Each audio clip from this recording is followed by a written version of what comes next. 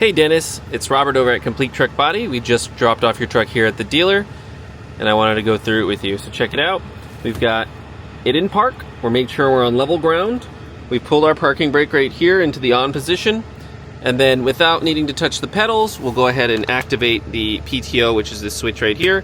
It illuminates and you can actually hear it engage. When you're ready to go up, you'll press the switch that says up, and then you can go ahead and look back and actually watch it go up.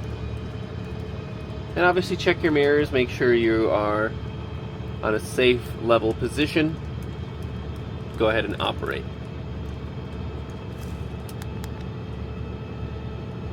You see there it's going up, you can see your hoist, you can see your ramp stored underneath the bed right there. If you do have a load that's particularly heavy and particularly slow or anything like that, go ahead and give it a little gas. Just bring it up a little bit. Let's say we want to bring it up to 1,000 RPMs, and then you can go ahead and it'll go up a little faster. You don't want to go ahead and stand on the pedal. You want to go ahead and just give it a little bit of gas to have it come all the way up. Once it tops out like that, you're good to go. Now, your truck is not equipped with cruise control, but it is equipped with a RPM set. I doubt you'll honestly need to use that, but that's something you can find in your user manual. You give it a bit of gas, you press the button, and then it'll keep it at that RPMs. Going out there, we'll walk you through the rest of the truck real quick. I'm going to turn the truck off, but when you're using the hoist and you're using the PTO, you need to leave the truck on. So I'm going to go ahead and disengage the PTO and turn it off. Although it can lower with 12 volt power. Go ahead and see just from right here. Yes, I can. So this is your actual PTO. So this is your power takeoff that drives your pump. Your PTO has a little wiring harness and it has some lubrication fittings here. You don't need to service this. You don't need to touch it.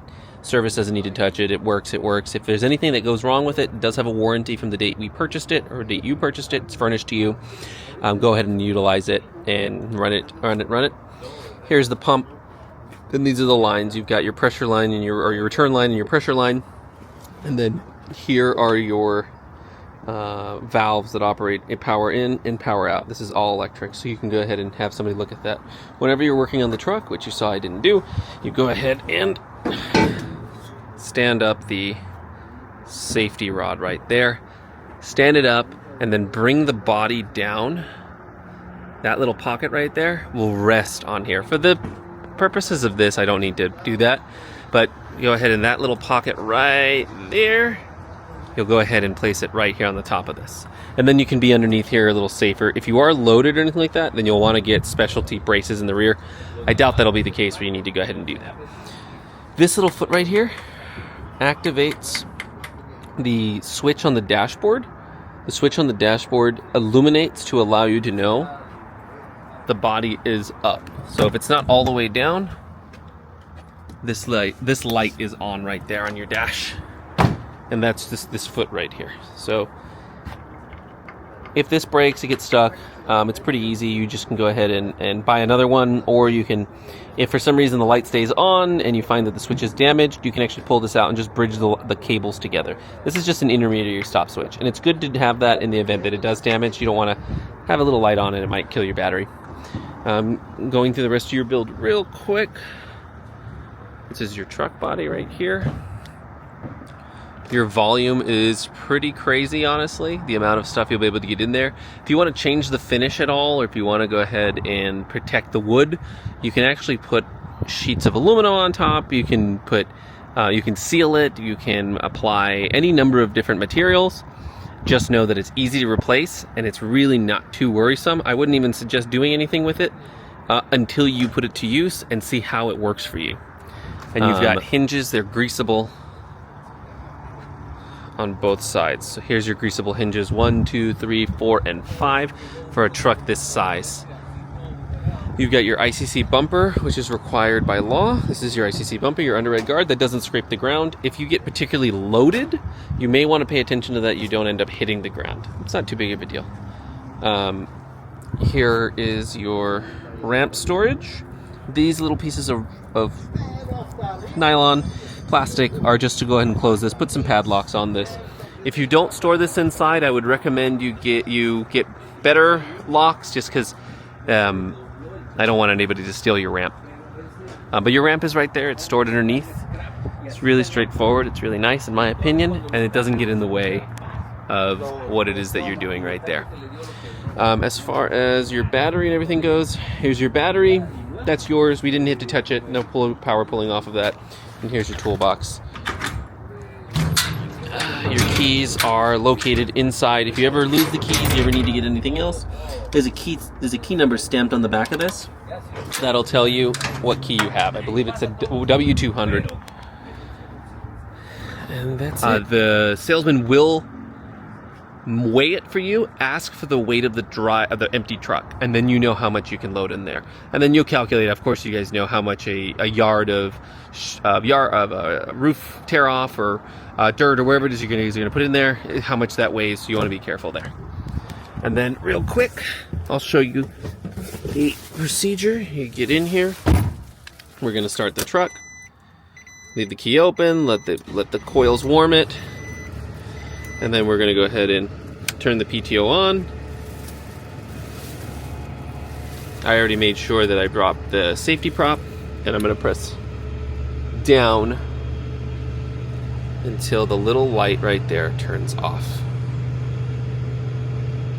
So bring it down all the way, looking in your mirrors, making sure you're not going to crush anybody. Pretty straightforward.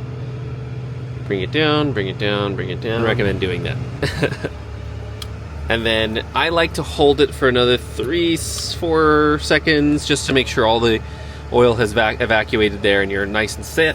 And then you can see right there the light turned off. Make sure you turn your PTO off. Your PTO is set in mobile mode, so your guys need to pay attention. If this light is on, assume the PTO is activated. The reason I say assume is that sometimes it can deactivate, which is okay. But what my concern is, if your guys leave it on, they put it in drive, they're going to leave the PTO on as they go around everywhere, and that'll kill the PTO. There is a mode that we can change it to, which is stationary mode. Stationary mode will make it so that if you touch the gas or you touch the brake, it'll shut the PTO off. The issue with that is if you have a particularly heavy load, it won't be able to pick it up as quickly as you might need to or want to. So that's why we leave it mobile mode. If you need it stationary mode, or if someone leaves it on, we can go ahead and I believe it's just a wire. It's very easy. But just make sure it's turned off. I'd maybe say get a card. Put the card somewhere. Maybe a sticker up here. Remember to deactivate PTO. Pay attention. PTO is not activated. And then you do have your backup camera. There it is. There's your backup camera. Functioning totally cool there. And then we're making sure we're locked into place. And that's it. Turn off the keys and you're good to go. Alright, Dennis, real quick, I wanted to show you your tarp. It's a semi-automatic pull tarp, so you're going to grab your bungee, pull it off of the hook, loop it around, loop it around. And see here, I'm holding it onto the side right here. And I'm going to go ahead and walk all the way to the back, watching what I'm doing. And you're just literally just going to pull.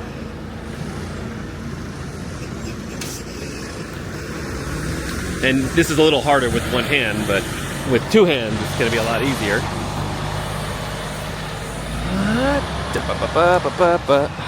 And then maybe you want to throw the rope over the middle, and that is your roller up there, actually. There we go.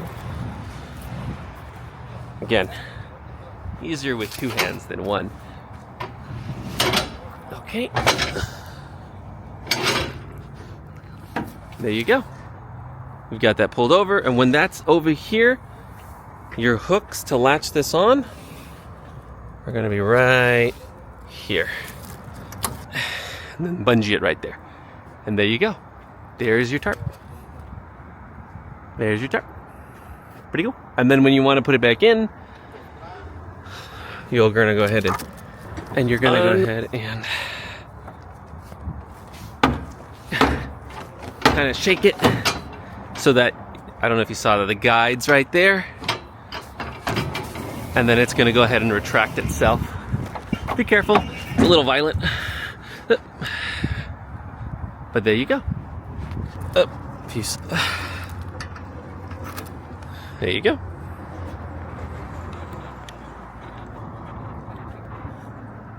There you go. Very cool. Anything else? Let me know.